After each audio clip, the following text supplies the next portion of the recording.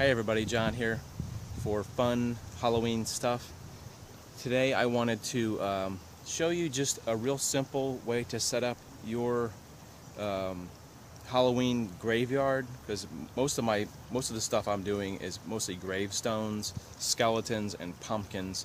And this year I haven't been super motivated to go all out with a crazy amount of lights and sound effects and stuff. So I'll probably bring out the smoke machine this year, but we're not talking about that, the smoke machine, so much as just the basic decorations that are out here. So I wanted to show you an easy way, I think, to set up your graveyard without sitting out here for hours and hours if you have all the stuff together already. Alright, so I wanted to start with this guy is a homemade Grim Reaper, which I made based on ones I saw in the store, and he's basically just made out of foam and some PVC pipe for the arms, and the store-bought head and hands, and he's held up by just a basic I don't know if you can see that, but it's a fishing line on some hooks hung around the tree. So he's kind of floating here. See, they're floating and turning. Some of the other basic stuff I like. I don't like to go to the gory side too much, so I've got some of these fake pumpkins. And I've got a little miniature baby skeleton out here, and I put a light with a red gel on it to give him some accent as far as being able to see it at night, because in the daytime you can see all this stuff great, but at nighttime it's pretty dark out. I also have just a broad light, like one of those I don't know what you call it. It's like those yard lights up in the tree. I don't know if you can see it with the bright sky, but there's a light in the tree and it shines down and it covers most of the front yard as a basic lighting scheme. So at night you can see stuff basically. So I did wanted to show you, without getting into too much detail, I do have other excuse me, other tutorials on this channel if you want to look for ones where I've built the wooden gravestones, like this one and this one, and most of my gravestones are set up with just a real simple wooden spike that's bolted onto the bottom. So when I come out here, for the ease of, I just come out here and it just goes in the ground basically like that. And for the most part, unless we have a huge storm or something, they're not going anywhere. That makes it easy to move around when you're mowing and things like that. If you need to mow your lawn in Florida, at this time, we still have to mow my lawn every week during October. So I do have the gravestones set up to where I can actually pick them up, mow around them. Sometimes I don't pick them up, so it does have a little bit of high grass around them. So it has a little bit of an old unkempt graveyard type look to it, like the high grass like here. And another touch I'm putting on is like I do have a tree with a lot of moss, so I have these moss just kind of hung on the gravestones. But the one thing I did want to sort of stress a bit is that the way you set up your gravestones aesthetically, I try to set them up so they're randomly placed, essentially, not in a line. And we'll look at them from the side, and you can see they don't really line up in a line. I just made sure that there is space between them so I can mow around them. That was one of the things I take into account. I still have a few extra gravestones that I haven't put out, because I did sort of a minimalist gravestone, but these are all homemade wood ones, like this cross that I cut out, and they all sort of have a little bit of a different paint job. If you look at this one, this kind of has a blackish, where these are a lighter gray. This is kind of a lighter color, so it gives you a feel of more realistic, I guess. As when you buy store-bought gravestone, for the most part, you get a basic gray. Wow, a lot of noise with the plane going overhead. To try and get away from the fake gravestone look, I try to paint mine more with a different look, and you can kind of compare this gravestone, which is a little darker gray mottled with a little lighter, and then a little darker, and this one actually has the paint coming off. And I kind of like this because if you've ever watched Western movies and somebody is buried in the West, I just watched one, and it was a Clint Eastwood one, and they actually use wood gravestones in the West. I'm not sure if that's historically accurate, but I just think it's kind of a neat, to where this is actually naturally, excuse me, naturally weathered, where I painted it and the paint just fell off. So I think it kind of has a neat look, even though it looks like wood through here. And there's also, oh, I wanted to show you another one.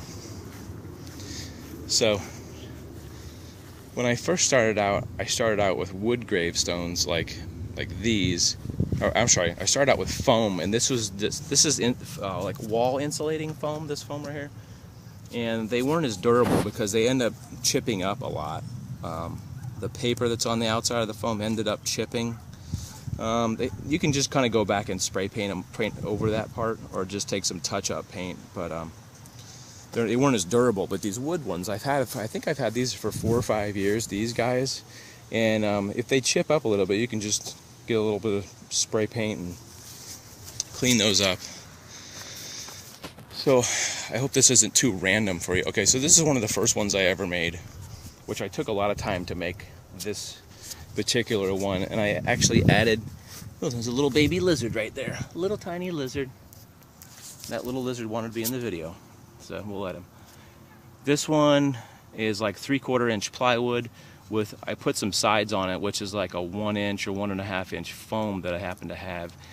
And the reason a lot of my stuff is cheap, I guess you could say, or cheaper, is that I like to repurpose materials like plywood. So a lot of this plywood, I actually had pieces of plywood that were big enough to make these gravestones. So if I had one that was like 2 feet tall and 1 foot wide, I would make the gravestone a really tall, narrow one, and I would just like the smaller pieces of wood I'd make into small ones. So they vary in size and height and look and all that stuff. But anyway, back to this one. This is the one I did a tutorial like this one, where I actually took plywood and I put sand, what do they call it? Sand wall texture, which is the stuff they use on the inside of walls at a house, and use sand wall texture, and it's kind of aged by itself. I think this may be 5 years old. Sorry, I thought a bee might have just landed on my arm. This one is roughly, I'd say 5 or 6 years old, and you can see how it's naturally just chipped out, and it's got this crack in it, which looks really cool. And some of it's chipped off, and there's these white spots, which I think gives it a natural age to it. I didn't do any of that. I just, sometimes we'll go back and just touch up with some gray primer or some darker black, and I kind of mist it so it looks like it's got a mold on it.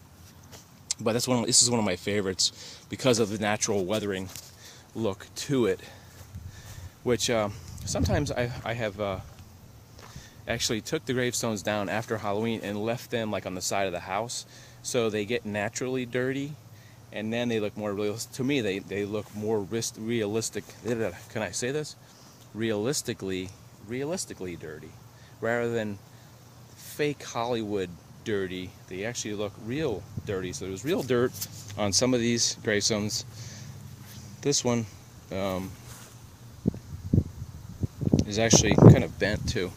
All right, so back to the layout of your gravestones. And sorry about the random non-professional in this video, but I was just kind of in a hurry today. I just mowed the lawn and I'm kind of sweaty, so I want to get back in and take a shower. Sorry about that. I should show you the skeleton too. This is a real cheap skeleton that I got at a party store, and he has just a real basic like plastic injection skeleton type of thing. This head actually went to a different skeleton and I liked it, so I took it off, and he just kind of looks like he's coming half out of the grave. That's kind of the point of having this one. And he has some like raggedy clothes, which this is part of a costume that I had for some zombie costume. So he has that tattered clothes look instead of just being completely naked, which I don't know if I would put naked skeletons out here except for that guy. But he's still toddler. Anyway, so this is one of those little fake birds that has like these little wire feet that you can stick on. So he has a bird on his head.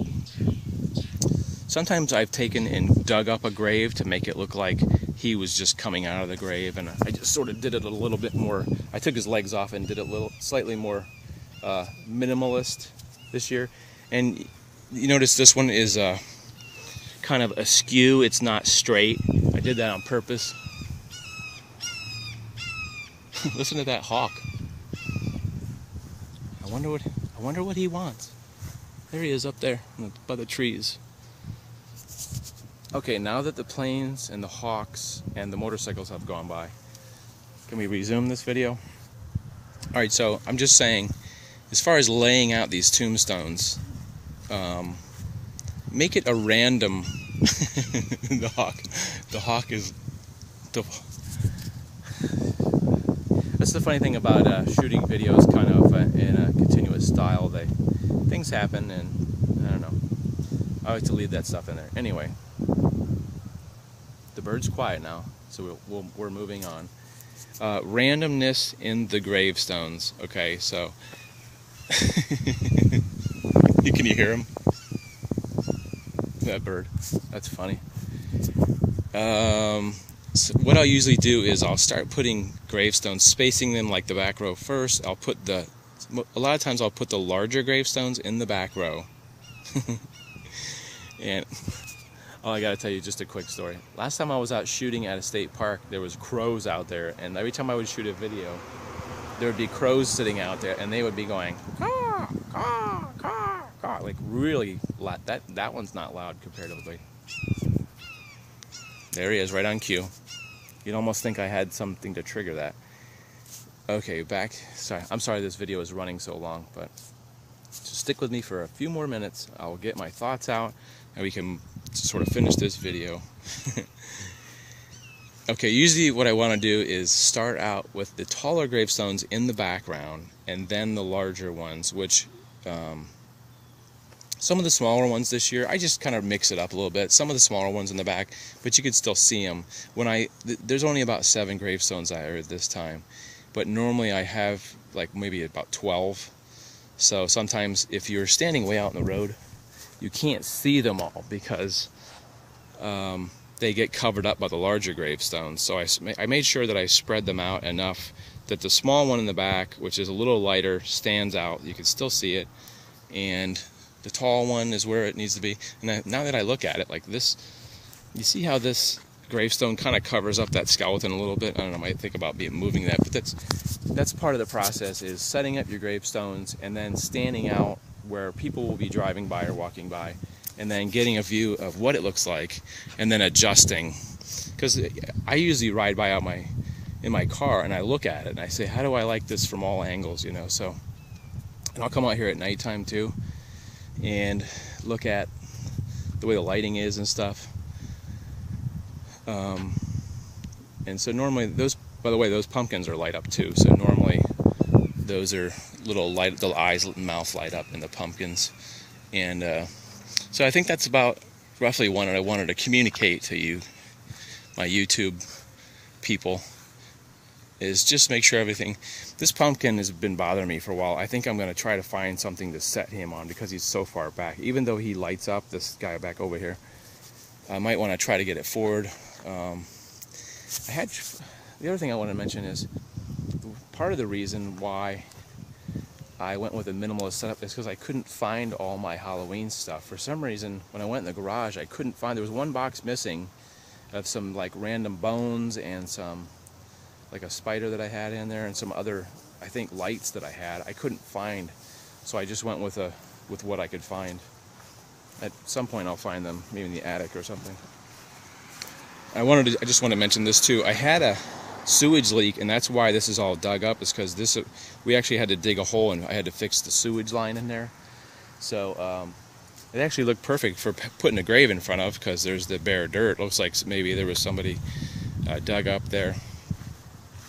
Alright folks, that's about it.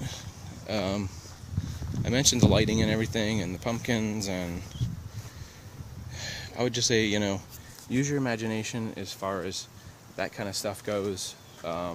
you want to shoot me any questions about how I did something or how I made something, on this channel there are a lot of tutorials as far as how I made the gravestones.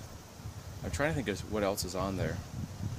Like I think that the one where the skeletons light up eyes are a tutorial on this channel, the Fun Halloween channel channel. Can you still hear that bird? Ah, it made me laugh. That's good. So, hey, I appreciate you watching this video, guys. If you want more stuff, I don't put a ton of videos on this channel. I also have some how-to videos on my other channel, which is called Mr. John Swift 200, and John is spelled Jon. There are some more tutorials on there. I think if you look on, like, go to playlist and look up what is it? How to make stuff or something like that. That's where my tutorials are there as well. There may be a few extra ones that are non-Halloween related also. So if you like this video, go ahead and click the like button. It's much appreciated. I appreciate you taking the time to watch this video. I do also a vlog channel if you're interested in that kind of stuff, where I go out to different places, interesting places around town and out of town, where I've done vlog videos. If you like that kind of stuff and you want to check that out at John Swift Live. And my first name is JONSWIFT. It's John Swift Live. So I started that one this year, and it's working out pretty good. I like doing those types of videos. I wanted to go to Halloween Horror Nights. I don't know if that's going to happen this year, but I would have put that on there. I do a lot of outdoorsy type of stuff. Sometimes I go to the state parks and stuff like this. I don't know. Check it out if you want to check it out. Don't check it out if you don't want to check it out. Much appreciated. I hope your Halloween is an awesome one this year. I hope you get lots of candy. I hope you... There's always a bug in my ear. Sorry. I hope you get lots of candy and scare lots of people. And shoot me a comment later and let me know how your Halloween went, if any of these tips helped you. Thanks for watching, guys. Have a great week, a day, and a great week. We'll see you guys.